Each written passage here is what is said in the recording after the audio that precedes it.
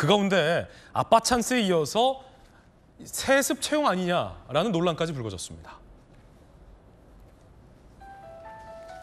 인천 선관위 간부 2명, 자녀 2명, 충북 선관위 간부 1명, 자녀 1명, 충남 선관위 간부 1명, 자녀 1명, 아버지 근무지 지방 선관위에 경력 채용된 사례가 드러났습니다. 자녀가 지원한 지방 선관위에 아버지가 근무. 특혜 정황은 더 클 수밖에 없다.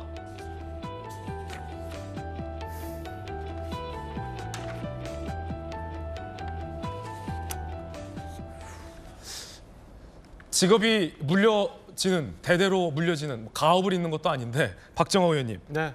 이렇게 되면 뭐 아버지들은 다 퇴직을 하더라도 아들, 딸들은 계속 아버지가 있었던 지방 선관위에서 일을 하고 있는 건데 그렇게 되는 거죠. 뭐 가업을 계승하는 건가요? 이거 거의 뭐 고용세습이나 마찬가지라고 봐요. 지금 저희가 밝혀진 게 추가적으로 몇 개 더해서 11건 뭐 나오는데 저는 전수조사 다 해서 그리고 이 이전에는 어떻게 됐는지 한 20점까지도 좀 챙겨봐야 될 거라고 봅니다. 그러면 지금 문제가 되는 과장, 국장들은 어떻게 채용이 됐는지도 또 굉장히 생각지 못한 의외의 결과가 또 나올 수 있다고 봐요. 저는 이런 건에 대해서는 정말 도려내야 되는 거고 사실은 지금 선관위가 무슨 감사원 감사를 받을 수 있네 없네 뭐 법적으로 뭐가 어떻게 됐네 이런 얘기 할 계제가 아니라 지금 채용된 저 직원들의 지위는 어떻게 할 건가 냉정하게 본인들이 안에서 그런 거 검토해가지고 국민들한테 소상히 알려주고 결단해야 되는 때라고 봅니다. 지금 이거는 그러니까 지금까지 불거졌던 채용과 별도로 추가로 지금 드러난 거고 아버지들이 지금 퇴직한 퇴직자의 자녀가 모두 부친이 근무했었던 지역 선관위에 역시 경력으로 채용된 사례잖아요.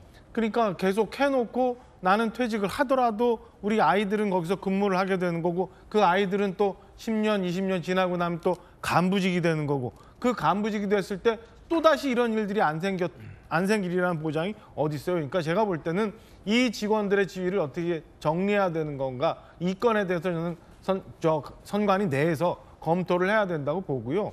지난주 주말에 선관위가 감사원 감사를 받지 못하겠다는 결정을 내렸다라는 뉴스를 보고 굉장히 저는 충격을 받았습니다. 이거는 국민 주권에 대한 도전이라고 생각을 하는데 뭐 우리 정법전 쭉 말씀 주셨지만 대한민국 헌법 1조 대한민국의 주권은 국민으로부터 나온다고 되어 있잖아요. 선관위가 뭐 하는데요?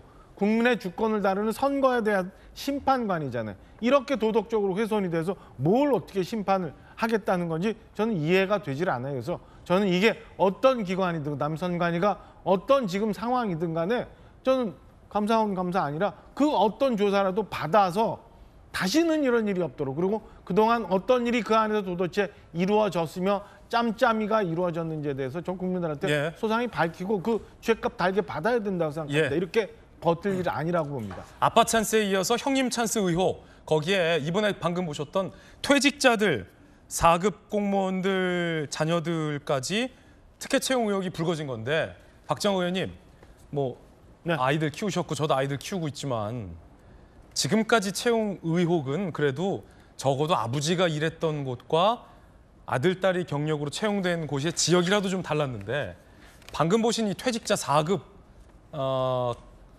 직원들의 아이들은 자녀들은 아버지가 일하고 있는 지방선관위 같은 곳에 경력 채용이 돼가지고 아무도 견제하지 않았을 때 아무도 비판하지 않았을 때 그 안에서 최소한 좀 지역은 달라야 되는 거 아닙니까? 아니, 그러니까 뻔뻔한 거죠. 뭐 얘기가 이거 우리가 지금 드러났으니까 이게 충격이죠. 사실은 그전엔 아무것도 모르게 아버지는 저쪽 과장님 방에 앉아 있고 직원은 그 앞에서 선거에 대한 심판을 하는 업무를 하는 일이 이렇게 있었던 거예요. 이게 무슨 가족회사도 아니고 선거관리위원회가 이렇게 운영이 되어 왔습니다. 여기 앉아 있는 저도 마찬가지고 우리 전재수 의원님도 마찬가지고 그렇게 가족회사처럼 운영이 되어 왔던 선거관리위원회로부터 선거에 관한 심판을 받아왔다는 게 굉장히 당혹스러운 상황이고요. 과연 그 사람들이 이런 거를 심판할 자격이 있었는지에 대해서 궁금할 따름이에요. 어떻게 아버지는 뒤에 앉아있고 우리 아들, 우리 딸 저 앞에 취직시켜서 그 앞에 앉아서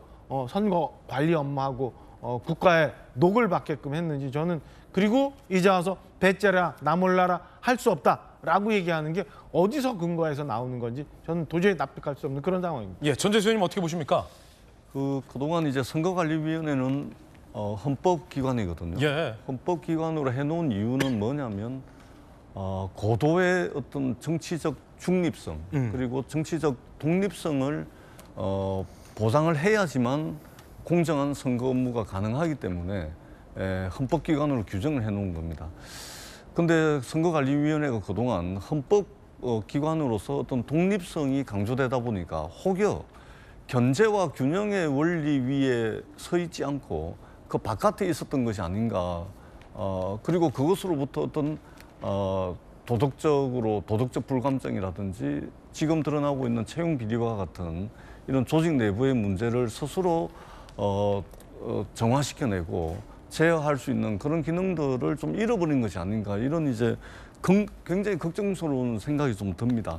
이번 채용 비리는 철저하게 따져 물어서 이런 일이 두 번 다시 일어나지 않도록 해야 된다고 생각을 합니다. 그리고 이 채용 비리 문제는 이미 선거관리위원회에서 해당 사람들에 대해서는, 드러난 것으로 의심되는 사람들에 대해서는 수사기관에 이미 고발 조치가 됐고, 그리고 필요하다면 국민권익위원회를 통해 가지고 내부의 전수조사까지 예. 진행이 되고 있고, 또 국회에서 국정조사까지 추진이 되고 있습니다. 그렇기 때문에 이런 부분들 좀 지켜보고, 다만 감사원의 감사는 조금 별개의 문제입니다. 이것은 감사원도 헌법기관이고요, 선거관리위원회도 헌법기관인데, 이 헌법 97조에 보게 되면 감사원의 감찰은 행정기관에 국한되게끔 돼 있는 것이거든요. 그렇기 때문에 통상적으로 우리가 행정기관이라고 이야기를 하면 행정부입니다. 그렇기 때문에 채용 비리라는 어떤 국민적 공분을 이용을 해서 감사원이 법상 주어져 있는 그런 권한이 아닌 감사까지 행한다는 것은 조금 한번 봐야 되지 않을까, 이런 이제 생각이 들고요. 채용 비리와는 완전히 별도로 이 부분도 한번 좀 봐야 될 것 같다라는 말씀을 드리고, 감사원과 관련해서는 전 정부에 대한 어떤 감사라든지 또는 정부의 어떤 돌격대가 됐다라는 그런 비판도 있거든요. 그렇기 때문에 그런 부분들 좀 감안해서 감사원도 두 헌법기관이 이렇게 충돌할 것이 아니고 적정한 선에서 이 부분을 좀 협의를 좀 해 나가야 되지 않을까, 그렇게 생각을 합니다.